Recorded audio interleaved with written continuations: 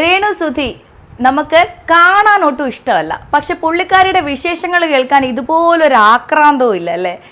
പുതിയ വിശേഷം എന്താണ്? കള്ളക്കടത്ത്, സ്വർണ്ണക്കടത്ത്. അവർ ദുബായിൽ നിന്ന് വരുമ്പോൾ അവർ ഈ തരത്തിലുള്ള ഉൽപ്പന്നങ്ങൾ കടത്തുന്നു എന്നാണ് പുതിയ ആരോപണം. അതുമാത്രമല്ല, അതുമായി ബന്ധപ്പെട്ട ഓഡിയോകൾ ലീക്കായിട്ടുണ്ട്. അറബിയുമായി ഡീല് വെക്കുന്ന തരത്തിലുള്ള ദൃശ്യങ്ങളടക്കം ലീക്കായിട്ടുണ്ട് എന്നാണ് സമൂഹ മാധ്യമങ്ങൾ പ്രചരിപ്പിക്കുന്നത്. ഇതിലെ വാസ്തവം എന്താണ്? നമ്പർ 1, രേണു എന്ന് പറയുന്ന വിധവ, പുള്ളിക്കാരിയുടെ ഇന്നത്തെ ഒരു നില എന്ന് പറയുന്നത് നമ്മൾക്കാർക്കും എത്തിപ്പെടാൻ പറ്റാത്തത്ര വലിയൊരു നിലയിലാണ് അവർ നിൽക്കുന്നത്. അപ്പോൾ നിങ്ങൾ ചിന്തിക്കും, അവൾ അങ്ങനെ അഴിഞ്ഞാടിയിട്ടല്ലേ, ഇങ്ങനെ പോയിട്ടല്ലേ എന്നുള്ളത്. അതിൽ യാതൊരു തെളിവും നമ്മുടെ പക്കലില്ലാത്ത വണ്ണം നമ്മൾ അവരെ വിധിക്കാൻ, അതായത് ജഡ്ജ് ചെയ്യാൻ പാടില്ല. അവരുടെ മേലിൽ ഇപ്പം വന്നേക്കുന്ന ആരോപണം എന്ന് പറയുന്നത് സ്വർണ്ണക്കടത്താണ്. അതിന് ഇതുവരെ നിയമപരമായ യാതൊരുവിധ തെളിവുകളും നമുക്ക് ആർക്കും തന്നെ ലഭിച്ചിട്ടില്ല. യൂട്യൂബേഴ്സ് പറയുന്നത് പോലെ കുറേ ഓഡിയോകൾ അല്ലെങ്കിൽ ചില ദൃശ്യങ്ങൾ എന്നൊക്കെ പറയുന്നു, ഒന്നിനും തന്നെ ഒരു വ്യക്തതയുമില്ല. രണ്ടാമതൊരു കാര്യം ഞാൻ പറയട്ടെ, നിങ്ങൾ രേണുവിനെ കുറിച്ച് തെറ്റായ കാര്യങ്ങൾ, നെഗറ്റീവ് പ്രചാരണം നടത്തുന്ന എല്ലാ യൂട്യൂബേഴ്സിൻ്റെയും അക്കൗണ്ട് നിങ്ങൾ ചെക്ക് ചെയ്യുക. അവരുടെ ഒരു മാസത്തെ മുഴുവൻ വീഡിയോയിൽ 100-ൽ 80% വീഡിയോയും രേണുവിനെ കുറിച്ചുള്ളത് തന്നെയായിരിക്കും. യൂട്യൂബിൽ നിന്ന് $100 ആയാൽ മാത്രമേ നമുക്ക് ആ ക്യാഷ് നമ്മുടെ അക്കൗണ്ടിലേക്ക് മാറ്റാൻ കഴിയുകയുള്ളൂ. അതായത് നമ്മുടെ കയ്യിലേക്ക് ആ ക്യാഷ് എത്തുകയുള്ളൂ. $100 എന്ന് പറയുമ്പോൾ ഏകദേശം 9,000 രൂപയോട് അടുപ്പിച്ച പൈസ. അത്ര എത്തുമ്പോൾ മാത്രമേ നമുക്ക് യൂട്യൂബിൽ നിന്ന് അത് എടുക്കാൻ പറ്റത്തുള്ളൂ, നമ്മുടെ അക്കൗണ്ടിലേക്ക് അത് ട്രാൻസ്ഫർ ചെയ്ത് കിട്ടത്തുള്ളൂ. മനസ്സിലായോ? ഈ $100 ആക്കണമെങ്കിൽ അത്രയധികം വ്യൂസ് നമ്മുടെ വീഡിയോയ്ക്ക് കയറണം. എന്നാൽ മാത്രമേ ആ $100 നമുക്ക് അച്ചീവ് ചെയ്യാൻ പറ്റത്തുള്ളൂ. ഇനി ഈ $100 നമ്മൾ, അതായത് 9,000 രൂപയോളം തുക നമ്മൾ ട്രാൻസ്ഫർ ചെയ്ത് നമ്മുടെ അക്കൗണ്ടിലാക്കി കഴിഞ്ഞാൽ വീണ്ടും നമ്മുടെ യൂട്യൂബിൻ്റെ അക്കൗണ്ട് 0 ആവും, ബാലൻസ്, ഏണിംഗ് ബാലൻസ്. അത് വീണ്ടും 100-ലേക്ക് എത്തിക്കണം. എങ്കിൽ മാത്രമേ അടുത്ത 9,000 രൂപ നമുക്ക് പിൻവലിക്കാൻ പറ്റത്തുള്ളൂ. ചിലർ പിൻവലിക്കാതെ തന്നെ $100, $150, $200, അങ്ങനെ $500 വരെ എത്തിച്ചിട്ട് ഒരുമിച്ച് പിൻവലിക്കുന്നവരുണ്ടായിരിക്കാം. എന്നാൽ ചിലർ 10,000 രൂപ ആകുമ്പോൾ തന്നെ $100 ആക്കി പിൻവലിക്കുന്നവരുണ്ടായിരിക്കാം. വീണ്ടും ബാലൻസ് 0 ആവും. വീണ്ടും വീഡിയോ ഇട്ട് കയറിയാൽ മാത്രമേ, വ്യൂസ് കിട്ടി, റീച്ച് കിട്ടി കയറിയാൽ മാത്രമേ വീണ്ടും $100 അച്ചീവ് ചെയ്യാനും നമ്മുടെ അക്കൗണ്ടിലേക്ക് എടുക്കാനും കഴിയുകയുള്ളൂ എന്നുള്ളത് നിങ്ങൾ ആദ്യം മനസ്സിലാക്കിയിരിക്കുക. അപ്പോൾ ഈ യൂട്യൂബേഴ്സിൻ്റെ യൂട്യൂബ് വീഡിയോസ് നമ്മൾ പരിശോധിക്കുമ്പോൾ എല്ലാ വീഡിയോസിനും ഒരുപാട് ലൈക്സും പിന്നെന്താ വ്യൂസും ഇങ്ങനെ കയറിക്കൊണ്ടിരിക്കുന്നു. അതിൻ്റെ അർത്ഥം അവർക്ക് ഡോളർ കൂടിക്കൊണ്ടിരിക്കുന്നു. ഒരു മാസത്തെ ഡോളർ അവർ പിൻവലിച്ചു കഴിഞ്ഞാൽ അടുത്ത മാസത്തേക്ക് അവർക്ക് ക്യാഷ് ഉണ്ടാക്കണം, ചിക്കിലി വേണം. അപ്പോൾ അതിനെന്താണ് അവർ തിരഞ്ഞെടുത്ത മാർഗം? രേണു സുധി. ഒന്ന് കോമൺ സെൻസ് വെച്ച് ചിന്തിച്ചാൽ നിങ്ങൾക്ക് മനസ്സിലാക്കാൻ കഴിയും. ഒരാൾ മറ്റൊരാളുടെ ജീവിതത്തിലേക്ക് അധികമായി കയറുക, അത് ശരിയായൊരു കാര്യമല്ല. എന്തിന്? നമ്മൾ ഇൻസ്റ്റാഗ്രാമിലോ ഫേസ്ബുക്കിലോ യൂട്യൂബിലോ ഇടുന്ന ഒരു ഫോട്ടോയ്ക്ക് അടിയിൽ വന്ന് ഒരു ബാഡ് കമൻറ്റ് ചെയ്താൽ നമ്മൾ അതിനെ ഡിലീറ്റ് ചെയ്യും. നമുക്കത് ഇഷ്ടപ്പെട്ടില്ല, ഒട്ടും സഹിക്കാൻ പറ്റില്ല എന്നുണ്ടെങ്കിൽ താഴെ വന്ന് നമ്മൾ പ്രതികരിക്കും. പിന്നെ 1ഉം 2ഉം പറഞ്ഞ് തല്ലും അടിയായി ചിലപ്പോൾ അത് നിയമപരമായി വരെ പോവേണ്ട അവസ്ഥ വരും. എന്നാൽ ഒരു സ്ത്രീ, ഒരു വിധവയായ സ്ത്രീ, അവരെന്ത് തന്നെ ആയിക്കോട്ടെ, പബ്ലിക്കായിരുന്ന് മൂത്രമൊഴിക്കുന്ന വീഡിയോകൾ നമ്മൾ കാണുന്ന സമൂഹമാണ്. അതിനൊന്നും തന്നെ നമ്മൾ അടിക്കാനോ പിടിക്കാനോ മോശമാക്കാനോ പോകുന്നില്ല. എന്നാൽ രേണു സുധിയുടെ ഒരു വീഡിയോ വന്നാൽ, ഒരു ഫോട്ടോ വന്നാൽ, അവളുടെ പുതിയ ഒരു വർക്കിനെ കുറിച്ച് വന്നാൽ, അവളുടെ സബ്സ്ക്രിപ്ഷൻ തുടങ്ങിയെന്നുള്ള വാർത്ത അറിഞ്ഞാൽ നമുക്ക് രക്തം തിളയ്ക്കും. നമുക്ക് ഓരോ നരമ്പുകളിൽ കൂടി ചോര കിനിയും. കാരണം എന്താ? ഒരു കാരണമില്ലാതെ ചിലരെ നമ്മൾ വെറുക്കാറുണ്ട്. ഒരു കാര്യമില്ല, ഒരു പ്രാവശ്യം പോലും ചിലപ്പോൾ നമ്മൾ അവരെ സംസാരിച്ചിട്ട് കൂടി ഉണ്ടാവില്ല. എന്നാലും കാണുമ്പോൾ തന്നെ അശ്രീകരം എന്നുവെച്ചാൽ ഇഷ്ടമില്ലായിക എല്ലാ മനുഷ്യർക്കും ഉണ്ടാവും. നിങ്ങൾക്കെല്ലാവർക്കും ആ കൂട്ടത്തിൽ നിങ്ങൾ കാണുന്നൊരു യുവതിയാണ് ആ രേണു സുധി എന്ന് പറയുന്നത്. അവർ ചെയ്ത തെറ്റ്, അവർ ഭർത്താവ് മരിച്ചതിന് ശേഷം കുറച്ച് മാസങ്ങൾ വരെ വീട്ടിലിരുന്നു. അതിനുശേഷം ഉടൻ തന്നെ ജോലിക്കിറങ്ങി. അവരൊരു സൂപ്പർ മാർക്കറ്റിൽ പോയി നിൽക്കാത്തത്, ഒരു ബില്ലിംഗ് സ്റ്റാഫായിട്ട് കയറാത്തത്, ഒരു ഹോട്ടലിൽ പോയി പണി ചെയ്യാത്തത്, ഇതൊക്കെയാണ് നിങ്ങളെ ചൊടിപ്പിക്കുന്നത്. അവൾ എന്തിന് ഈ ഒരു ഫിലിം ഫീൽഡിലേക്ക് കയറുന്നു? ഈ ഒരു ലൈം ലൈറ്റിൻ്റെ വെളിച്ചത്തിലേക്ക് ഇവൾ എന്തിനു പോകുന്നു? ഇവൾക്ക് അതിന് എന്ത് ബാക്ക്ഗ്രൗണ്ടാണ് അറിയുക? ഈ തരത്തിലാണ് നമ്മുടെ ചിന്തകൾ പോകുന്നത്. ആക്ച്വലി രേണുസുധി എന്ന് പറയുന്നത് ഒരു നാടക അഭിനേത്രിയാണ്. ഷോർട്ട് ഫിലിമുകളിൽ ഹസ്ബൻഡ് ഉണ്ടായിരുന്ന സമയത്തും അവർ അഭിനയിച്ചിരുന്നു, ഹസ്ബൻഡിൻ്റെ കൂടെയും അല്ലാതെയും അവർ അഭിനയിച്ചിരുന്നു. ആ ഒരു കലാകാരി ആ ഒരു മേഖലയിൽ നിന്നതുകൊണ്ടാണ് ഈ പറയുന്ന സുധി എന്ന് പറയുന്ന വ്യക്തിയുമായി പരിചയപ്പെടുകയും കാണുകയും ഇഷ്ടത്തിലാവുകയും വിവാഹം കഴിയുകയും ചെയ്തത്. അല്ലാതെ ഇതൊരു അറേഞ്ച്ഡ് മാരേജ് അല്ല. അപ്പോൾ തന്നെ നമുക്ക് മനസ്സിലാക്കാം ഈ വ്യക്തി കലാ ഫീൽഡിൽ നിന്ന ഒരു വ്യക്തി തന്നെയാണ്. അവർക്ക് മനസ്സിന് സന്തോഷം കിട്ടുന്ന, ചിരിച്ചുകൊണ്ട് മനസമാധാനത്തോടെ ചെയ്യാൻ പറ്റുന്ന ഒരു ജോലി എന്ന് പറയുന്നത് ഇതാണ്. അതുകൊണ്ട് അവർ ആ പ്രൊഫഷൻ തിരഞ്ഞെടുത്തു. ചിലരെന്താ ചെയ്യുക, IT ഒക്കെയാണ് അവർക്ക് താല്പര്യമെങ്കിൽ ആ ഫീൽഡിലേക്ക് പോകും. ചിത്രരചനയ്ക്ക് ഇഷ്ടമുള്ളവർ ആ ഫീൽഡിലേക്ക് പോകും. സോ അത് സ്വാഭാവികമായ കാര്യം. പക്ഷെ നമ്മളെ ചൊടിപ്പിക്കുന്നത് എന്താണ്? അവൾ അഭിനയിക്കുന്നു.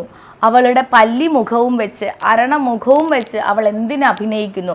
അഭിനയിച്ചത് പോട്ടെ, സാധാരണ എല്ലാവരും ചെയ്യുന്ന പോലെ അഭിനയിക്കാമല്ലോ. ഭർത്താവില്ലാത്ത ഈ ഒരു സ്ത്രീ എന്തിനാണ് കെട്ടിപ്പിടിച്ച് അഭിനയിക്കുന്നത്? ഈ തരത്തിലാണ് നമ്മുടെ ചിന്തകൾ പോകുന്നത്. എന്തിനാണ് ഇവൾ ഇങ്ങനെ അഴിഞ്ഞാടുന്നത്? ഇപ്പോൾ ടൊവിനോയോ ആസിഫ് അലിയോ എന്തിന്, നമ്മുടെ പുതിയ ഹാഷിർ വരെയും ഒരു ലിപ് ലോക്ക് ചെയ്തു കഴിഞ്ഞാൽ നമ്മളെ സംബന്ധിച്ച് അത് ഒന്നുമല്ല, ആഹാ. പക്ഷേ നമ്മുടെ രേണുസുധിയാണ് അത് ചെയ്തെങ്കിൽ ഓഹോ, അവനവൻ ചെയ്യുമ്പോൾ അൽഹംദുലില്ലാ. പറഞ്ഞ് കൊത്തി കൊത്തി ഇപ്പൊ മുറത്തി കയറി കൊത്തിയിരിക്കുകയാണ്. ഒരുപാട് കാര്യങ്ങൾ രേണുസുധി അവോയ്ഡ് ചെയ്ത് കളഞ്ഞു. ആക്ച്വലി രേണുസുധിയുടെ സ്ഥാനത്ത് നിങ്ങൾ ആരെങ്കിലും ആയിരുന്നെങ്കിൽ ഇതിൽ എന്തെങ്കിലും ഒരു പോയിന്റ് നിങ്ങൾ വിടുമായിരുന്നോ? എപ്പോഴേ നിങ്ങൾ പോലീസ് കേസുമായിട്ട് ചെന്ന് ഈ പറയുന്ന വ്യക്തിയുടെ വാ അടച്ചേനെ. അല്ലെങ്കിൽ ഒന്നും വേണ്ട, നേരെ നിങ്ങൾ ആ വീട്ടിൽ ചെന്ന് പിടിച്ചിറക്കിയിട്ട് നിങ്ങൾ അടി കൊടുക്കും. ഇതൊന്നും തന്നെ രേണുസുധി ചെയ്തിട്ടില്ല. ആക്ച്വലി അവർ പ്രതികരിക്കാനേ പോയിട്ടില്ല. നെഗറ്റീവ് കമൻസിനോട് അവർ പ്രതികരിക്കാനേ പോയിട്ടില്ല. പേഴ്സണലി എനിക്ക് അവരുടെ അടുത്ത് യാതൊരു കോണ്ടാക്റ്റും ഇല്ല, അറിവുമില്ല. പക്ഷെ ഈ ഒരു വ്യക്തിയെ ഞാൻ സമ്മതിച്ചു കൊടുത്തിരിക്കുന്നു. ഒരു സീറോയിൽ നിന്ന് ഇത്രയധികം ടേൺ ഓവർ ഒരു മാസം ഉണ്ടാകാൻ തക്കവണ്ണം അവർ ഇത്രയും മിടുക്കിയായിട്ട് പെർഫോം ചെയ്തതിൽ, അല്ലെങ്കിൽ ജോലി ചെയ്ത് സമ്പാദിച്ച് ജീവിക്കുന്ന ഒരു സ്ത്രീ എന്ന നിലയിൽ ഞാൻ അവരെ അംഗീകരിക്കുകയാണ്. കാരണം നമ്മളിപ്പോൾ ഒരു വ്യക്തിക്ക് അച്ഛനും അമ്മയും സഹോദരങ്ങളും നമ്മളെ നോക്കാൻ ആൾക്കാരുണ്ടായിട്ട് കൂടിയും നമുക്കൊന്നും തന്നെ ഈ പ്രായത്തിൽ ചെയ്യാൻ കഴിഞ്ഞില്ല. ആരെങ്കിലും ചെയ്യുന്നുണ്ടെങ്കിൽ അവൾ മോശക്കാരി, അവരെക്കുറിച്ച് അപരാധം പറയുക, ഇതുമാത്രമാണ് നമ്മൾ ചെയ്തിട്ടുള്ളത്. ദാസേട്ടൻ വിളിച്ച് ഒരു വീഡിയോ ചെയ്യിച്ചതിന് ശേഷം ഇവൾ എന്തിനിങ്ങനെ അഭിനയിച്ചു, ഇവൾ എന്തിനിങ്ങനെ പുറപ്പെട്ടു എന്നുള്ള തരത്തിലാണ് നെഗറ്റീവുകൾ ആരംഭിക്കാൻ തുടങ്ങിയത്. ആ സമയത്ത് ഒരുപാട് മനസ്സ് വിഷമിച്ചിരുന്നെങ്കിലും രേണു മുന്നോട്ട് പോകാൻ തന്നെ തീരുമാനിച്ചു. എങ്ങനെയാന്ന് വെച്ച് കഴിഞ്ഞാൽ ഒരുപാട് വർക്കുകൾ അതിൻ്റെ പിന്നാലെ എടുക്കുകയും വളരെ കുറഞ്ഞ രൂപയ്ക്ക് എന്നാൽ താൻ സജീവമായി നിൽക്കണം, എന്നാൽ മാത്രമേ എനിക്ക് വിദൂരത്തിലൊരു ഭാവി കാണാൻ കഴിയുള്ളൂ എന്ന ദീർഘവീക്ഷണത്തോടു കൂടിയാണ് രേണു ചിന്തിച്ചത്. എത്ര ജോലി വാഗ്ദാനങ്ങൾ കൊടുത്താലും നമുക്ക് ചങ്ങല കിട്ടണൊക്കെ ജോലി ചെയ്യാൻ ചിലർക്ക് താല്പര്യം ഉണ്ടാവില്ല. അതിലൊരാളാണ് രേണുസുധി. ഈ തരത്തിൽ പുള്ളിക്കാരി കയറി പോവുകയും പുള്ളിക്കാരിയുടെ നെഗറ്റീവേഴ്സ് കൂടുതൽ കയറി വരികയും ചെയ്തു. ആ നെഗറ്റിവിറ്റി കൊണ്ട് തന്നെയാണ് തീർച്ചയായും നിങ്ങൾ തന്നെയാണ് അവരെ ബിഗ് ബോസിലും എത്തിച്ചത്. അതായത് ലൈവായിട്ട് ബിഗ് ബോസ് തുടങ്ങുന്ന സമയത്ത് റീസെന്റ് ആയിട്ട് ലൈവായിട്ട് നിന്നൊരു വ്യക്തിയാണ് രേണുസുധി. ആ സമയത്ത് അവരുടെ നെഗറ്റിവിറ്റി ഉപയോഗപ്പെടുത്താനാണ് ബിഗ് ബോസുകാരും ശ്രമിച്ചത്. രേണുവിൻ്റെ ഇമേജും അതുപോലെ തന്നെ അവളുടെ ബ്രാൻഡ് വാല്യൂയും കൂടി വരികയാണ് ചെയ്തത്. തിരിച്ചിറങ്ങിയതിനു ശേഷം നിൽക്കാൻ സമയമില്ലാതെ മറ്റെല്ലാ ബിഗ് ബോസ് താരങ്ങളും മാറി, പക്ഷെ അവർ മാത്രം കറൻറ്റായിട്ട് റീസെൻ്റായിട്ട് ലൈവിൽ ലൈം ലൈറ്റിൽ വർക്ക് ചെയ്തുകൊണ്ട് നിൽക്കുന്നു. അതിന് അവരെ സഹായിക്കുന്നതും നിങ്ങളെ പോലുള്ള നെഗറ്റീവ് പറയുന്ന സ്പ്രെഡ് ചെയ്യുന്ന ഓരോരുത്തരുമാണ്. ഒരു വിധവയായ ആരും തുണയില്ലാത്തൊരു സ്ത്രീ എന്നും കുന്നും ആ ഭർത്താവ് മരിച്ച ആ ഓർമ്മകളുമായി വീട്ടിൽ കഴിയുന്നതാണോ നിങ്ങൾക്ക് ഇഷ്ടം? നിങ്ങൾ എന്തുകൊണ്ടാണ് 1980കളിൽ നിന്നൊന്നും ബസ് കയറി ഇങ്ങോട്ടേക്ക് വരാത്തത്? അവരെ ഇനി ആര് നോക്കും? അവരുടെ ആ കുഞ്ഞിനെ ആര് നോക്കും? അവർക്ക് അച്ഛനെയും അമ്മയും നോക്കണം എന്നുള്ളൊരു കടമ ആ സ്ത്രീക്കുണ്ട്. അവരെ ആര് നോക്കും? ഒരു വീട് ഒരാൾ കൊടുത്തു, ആ വീട്ടിനകത്ത് അരി മേടിക്കണ്ടേ, കഞ്ഞി വെക്കണ്ടേ, വീട് അടുപ്പ് പുകയണ്ടേ? അതിന് ആ വയസ്സായ അപ്പച്ചൻ മാത്രം വിചാരിച്ച നടക്കുന്ന കാര്യമല്ല. അതുകൊണ്ടാണ് ഈ സ്ത്രീ മുന്നിട്ടിറങ്ങിയത്. അതിനിടയ്ക്ക് കൂടെ എന്തിനാണ് അനാവശ്യമായി നിങ്ങൾ അവർ സ്വർണം കടത്തിയെന്നും അവർ വെള്ളി കടത്തിയെന്നും ഡയമണ്ട് കടത്തി എന്നൊക്കെ പറഞ്ഞ് ഈ അപരാധങ്ങളൊക്കെ ഇങ്ങനെ പറയുന്നതെന്ന് എനിക്ക് മനസ്സിലാവണില്ല. അവരവരുടെ വർക്ക് ചെയ്തിട്ട് തിരിച്ചു വന്നു. ഏതെങ്കിലും ഒരു ആർട്ടിസ്റ്റ് ഇവിടെ നിന്ന് പോകുമ്പോൾ ഇത്തരത്തിലാണെന്ന് നിങ്ങൾ അവരോടൊന്ന് പറഞ്ഞു നോക്കൂ. പിന്നീട് അറിയാം നിങ്ങൾക്ക് അടുത്ത അക്ഷരം പറയാൻ പിന്നെ നിങ്ങൾക്ക് പറ്റത്തില്ല. ആ തരത്തിൽ അവർ നിങ്ങളെ അടപ്പിക്കും. എന്തൊക്കെ അപരാധങ്ങളാണ് നിങ്ങൾ പടച്ചു വിടുന്നത് അനാവശ്യമായിട്ട്. ഇനി പറയാനുള്ളത്, അവരിനി ബോംബെയിലെ ഡോൺ ആണെന്നോ അല്ലെങ്കിൽ അവർ അണ്ടർവേൾഡ് കിങ് ആണെന്നോ മാത്രമേ നിങ്ങളിനി പറയാനുള്ളൂ. ഇനി ഈ ഒരു ജന്മത്ത് ആ സ്ത്രീ കേൾക്കാൻ പാടില്ലാത്ത സകല അപരാധങ്ങളും കേട്ട് കഴിഞ്ഞു. ഇനി ഒന്നും ഇതിൻ്റെ മേലില്ല. സ്വന്തം കുഞ്ഞു പോലും അവരുടെ ഭർത്താവിൻ്റേതല്ല എന്നുവരെ കേട്ടു. കൂടെ അഭിനയിക്കുന്ന ഓരോരുത്തരെ കുറിച്ചും ചേർത്തു പറയലുകൾ കേട്ടു.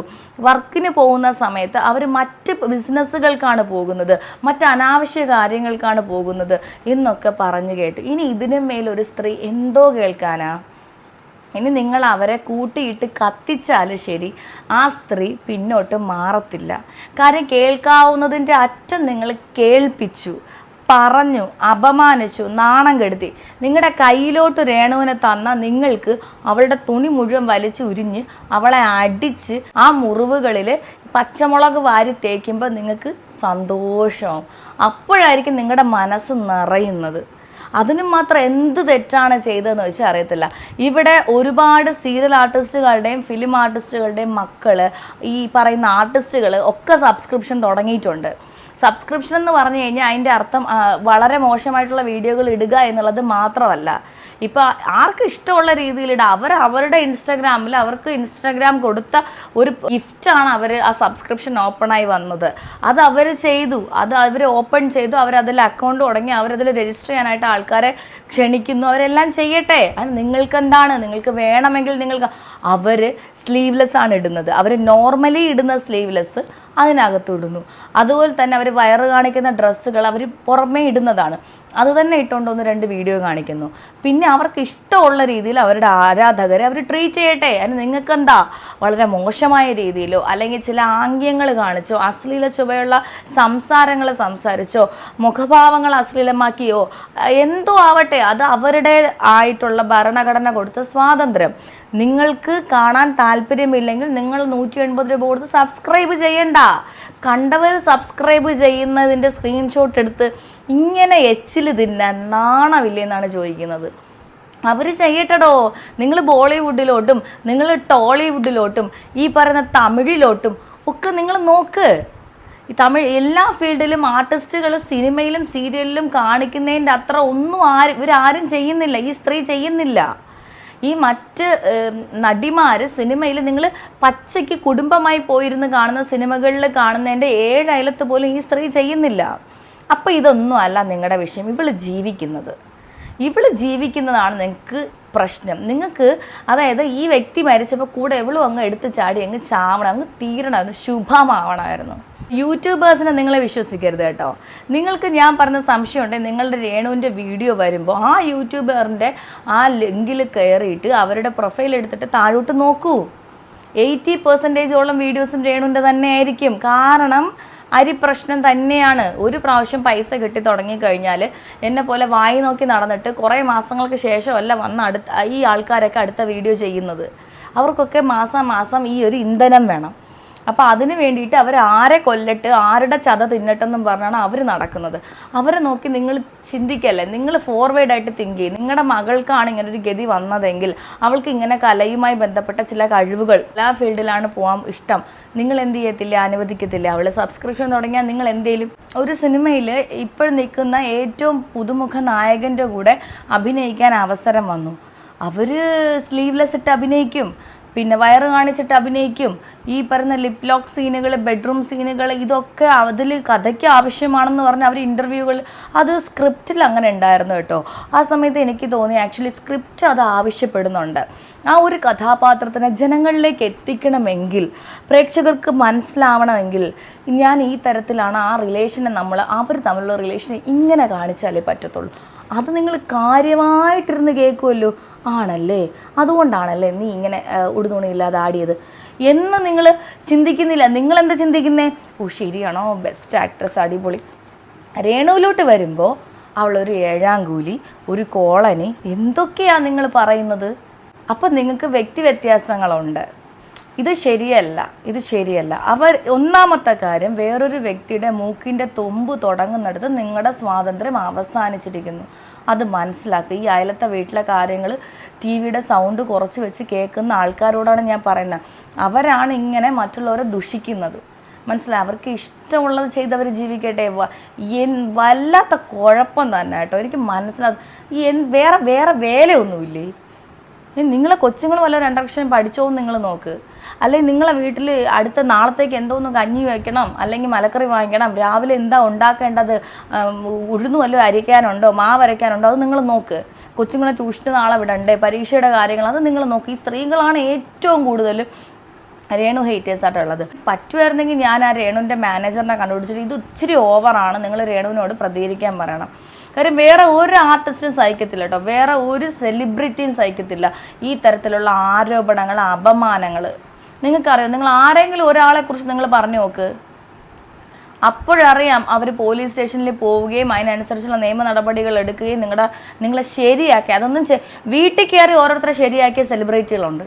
അതൊന്നും ആ പെങ്കൊച്ച് ചെയ്യുന്നില്ല കേട്ടോ. ഒരുപാട് ഓവർ ആവരുത്. സത്യം പറഞ്ഞു കഴിഞ്ഞാൽ ഇത് രേണുവിൻ്റെ ശ്രദ്ധയിൽപ്പെടുത്തേണ്ട കാര്യങ്ങൾ. രേണു ഇനി മിണ്ടാതിരിക്കരുത്. രേണു മിണ്ടാതിരിക്കേണ്ട അറ്റമായി കഴിഞ്ഞ് രേണു ഇനി മിണ്ടാതിരിക്കരുത്. ചുമ്മാ എന്ത് പറയുക, മൈക്കിൽ കൂടെ ഓരോന്ന് അവരെ തിരിച്ചു പറഞ്ഞിട്ട് കാര്യമില്ല. ശക്തമായി പ്രതികരിക്കണം. പ്രതികരിക്കുമ്പോൾ എന്ന് വെച്ച് കഴിഞ്ഞാൽ പ്രവർത്തിക്കണം. അവർക്ക് തിരിച്ചടി കിട്ടണം. ആ രീതിയിൽ ഇനി ഒരു വ്യക്തിയെക്കുറിച്ച് വാ തുറന്ന് അനാവശ്യമായ അന്യൻ്റെ കാര്യത്തിൽ ഇടപെടരുത്. അത് അവൾ സ്വാതന്ത്ര്യം തരുമ്പോൾ നിങ്ങൾ പറ. ഒരുപാട് പറഞ്ഞ് അവളെ കുടുംബത്തിൽ, അവളുടെ ഭർത്താവിനെക്കുറിച്ച്, അവളുടെ മകനെക്കുറിച്ച്, അവളുടെ ഓരോ യാത്രകളെക്കുറിച്ച് എന്തൊക്കെയാണ് പറയുന്നത്. മദ്യത്തിനും മയക്കുമരുന്നിനും പിന്നെ ആണുങ്ങളെ പിടിക്കുന്നതിനും ഒക്കെ അടിമയാണ് രേണു. ഇതൊക്കെ വിവരമുണ്ടോ എനിക്ക് മനസ്സിലാവാത്തോണ്ട് ചോദിക്കണം. ഒരു വ്യക്തിയെക്കുറിച്ച് നിങ്ങൾക്ക് ഒരു തെളിവും ഇല്ലാതെ ഇങ്ങനെ പറയുന്ന, തെളിവുണ്ടെങ്കിൽ തന്നെ ഇരിക്കട്ടെ, അത് അവരുടെ ലൈഫ്. ഈ ഭൂമിയിൽ അവർക്ക് കിട്ടിയ ഒരേ ഒരു ലൈഫ്, അതവർക്ക് ഇഷ്ടമുള്ളതുപോലെ അവർ സന്തോഷത്തോടു കൂടി ചിരിച്ച് അവർ മനസ്സമാധാനത്തോടെ അവർ ജീവിക്കട്ടെ. പിന്നെ അവരെന്തു ചെയ്യണമെന്ന്, അവർക്ക് സന്തോഷം കിട്ടുന്നത് ഈ രീതിയിലാണ്, അവരത് ചെയ്യട്ടെ. നമ്മളെ ദ്രോഹിക്കുന്നില്ല, നമ്മളെ ഏൽക്കുന്നില്ല, നമ്മുടെ ദേഹത്ത് അത് വരുന്നില്ല, നമ്മൾ കഴിച്ചുകൊണ്ടിരിക്കുന്ന പാത്രം അവർ തട്ടിപ്പറിച്ചുകൊണ്ട് പോകുന്നില്ല, നമ്മളെ കാര്യങ്ങളൊക്കെ നന്നായി നടക്കുന്നു. ഇതിൻ്റെ അപ്പുറം കാണിക്കുന്നവരുണ്ടായിരിക്കാം ഈ ഒരു സമൂഹത്തിൽ തന്നെ, അടവുകൾ ഒരുപാട് പയറ്റുന്നവർ. പക്ഷെ അവരൊക്കെ സേഫായി ഇരിക്കുകയും ഈ ഓപ്പണായിട്ട് എല്ലാം ചെയ്യുന്നവരെ നിങ്ങൾ അപമാനിക്കുകയും ചെയ്യുന്നു. ഇത് ശരിയല്ല. അതുകൊണ്ട് ദയവ് ചെയ്ത് രേണു ഹേറ്റേഴ്സ്, നിങ്ങൾക്കൊരാളിനെ ഇഷ്ടമല്ല എങ്കിൽ ആ ഇഷ്ടമല്ല എന്നുള്ളത് പ്രകടിപ്പിക്കുന്നതിനൊരു അതിർവരമ്പുണ്ട്. ആ വരമ്പ് കഴിഞ്ഞു പോയാൽ മക്കളെ നിങ്ങളുടെ കൈ നിൽക്കത്തില്ല.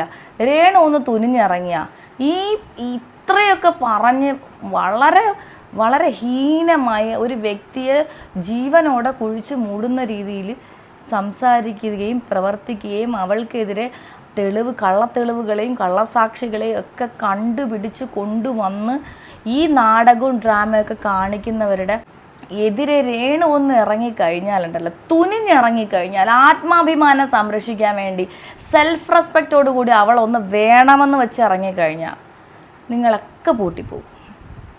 കാര്യം അത് അവളുടെ ലൈഫാണ്. നീയൊക്കെയാണ് നുഴഞ്ഞു കയറുന്നത് അവളുടെ ലൈഫിലേക്ക്, അവളുടെ ബൗണ്ടറികളുടെ അകത്തേക്ക് ഇടിച്ചു കയറുന്നത്.